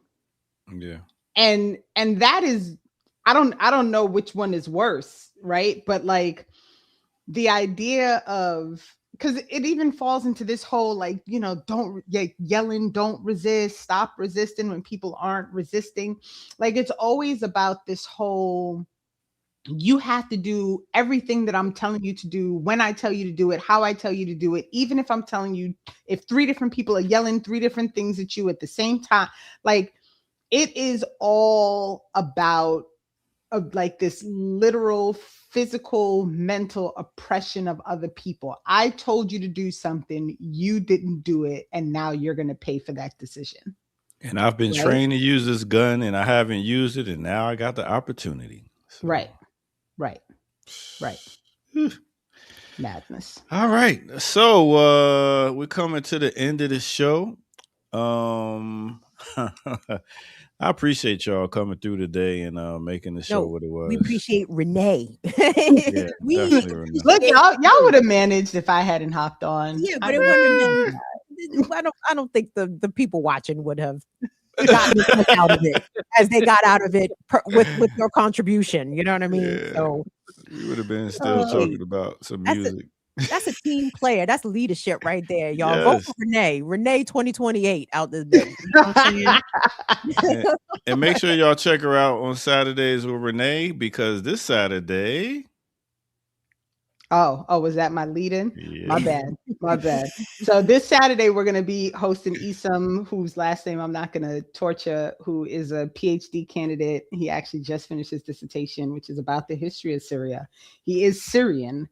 And he did a lot of his study while like at home in Syria. So he's going to come on and talk about a lot of the things that are happening in and around Syria and on the continent. I'm very excited. This will be his second time on, so I'm really excited. And then Saturday night, if y'all are bored. Uh-oh. I know. I'm going to be hosting a conversation with one Dr. Jared A. Ball about Malcolm X, since it is the anniversary of his assassination. So I'll drop the note for the chat for that on Saturday if people are interested. But we're going to talk about the lessons that we should still be learning because they are as real now as they were 60 years ago. So yeah, I'm listening to Dr. Kayinde Andrews' book about Malcolm. Yes. I as someone who is still learning, I found that book to be very, very informative. So I thought it was excellent. So I'm excited. So I should still get my daughter to read the Malcolm X book. Oh, yes. Okay. Yeah. Even though, Alex Haley, problematic fellow. The amount of books that exist on Malcolm is actually why, like, when you think about how many people have written a book about Malcolm X, it's wild. But what I did find on Audible, I don't know if your daughter is an Audible listener, but there is an Audible book that is a collection of Malcolm X speeches, and it is actually recordings of Malcolm X giving his, and it's like 16 hours of Malcolm X speeches. Ooh, Renee, I need that. Yeah, I'll send you a picture of the book. I was like, what is this? So I've been listening to that off and on for the past week, and it is fascinating. Malcolm will have you ready to burn the whole fucking thing Listen. down. Where's my kerosene? Where is it? Like, it's take it down right now, immediately, Brother Malcolm. Well, I know Kim is on hiatus for right now from her show, and you'll be back next month? Yes, next month. Next month. But you can join us right here at 11 o'clock as we do classical breakdown with the Barge. Minus the older brother. Minus the older brother. We're gonna do the regular crew. Oh man, I was hoping Kamal would come on with family stories of the Grand Rapids upbringing. We ain't right. And real quick, shout out to Dre without Dre, because I finally watched that fucking terrible ass movie, One Battle After Another. Oh, why did you? Oh my God, it was even worse than I thought it was gonna be, knowing how terrible it was gonna be when I went in to watch it. And it's literally 2 hours and 40 minutes. I'm never gonna get back. I don't understand how a person who was only in like the first quarter of the movie got a Golden Globe. Monsters Ball, Halle Berry having sex with an old white man. In the whole movie. But he had sex with an old white man. I know, but she was at least in the whole movie. This broad that got the award, that got the shiny thing from the white people, wasn't even in the whole movie. I'm like, how did this happen? What movie? So it's called One Battle After Another. Starring who? Tiana Taylor. But it's not starring her because she's only in the first like 30 minutes of the movie. And Leonardo DiCaprio. DiCaprio movie. And Sean Penn. So what? Tiana got an award for her performance? Yes. Renee, obviously, she must have killed that first quarter of the movie. I'm telling you why she got it. She killed something. She got it because the movie, because they didn't want people to be mad when the other shitty movie Sinners didn't get the shiny thing from the white people, and so they gave it to a black person so that they could say, "Look, it's not racism. We gave it to a black person." That's why they did it. Both the movies are shitty. Neither movie is good. Wait. You saying? Both movies. What you mean both movies? Like Sinners was also a waste of my goddamn time. Listen, I can't with Renee. I gotta find something Renee like so we could both talk about it. I mean, one scene in Sinners. We can talk about 90s music, but I mean that's gonna be rough too. Actually, no, that's. Well, we gotta get out of here. We gotta get ready for our show. So thank y'all for tuning in to the Remix Morning Show right here on Black Liberation Media. I am the Ear Doctor. That's Renee Johnson. That's Burning Down Kim Brown. And y'all are undefeated in the chat room and people out there listening. So continue to do that. We'll be back here tomorrow, 8 a.m. for some more of the Remix Morning Show. So peace out, people. Y'all have a great one and fight for it. Peace. Fight for what? Liberation. All right. Black Liberation Media is a collective of Black and African organizers, journalists, academics, and media personalities serving Black and African masses seeking to further grow in their understanding of themselves, their histories, and the African world through entertainment and news. Please continue to like, subscribe, and donate to the channel so we can further serve you and liberate our people. You can also go to blkliberationmedia.org, get some merchandise, and also become a Patreon member and a member from the YouTube. Please do what you can, share, and show your love as we will show ours for you. Black Liberation Media.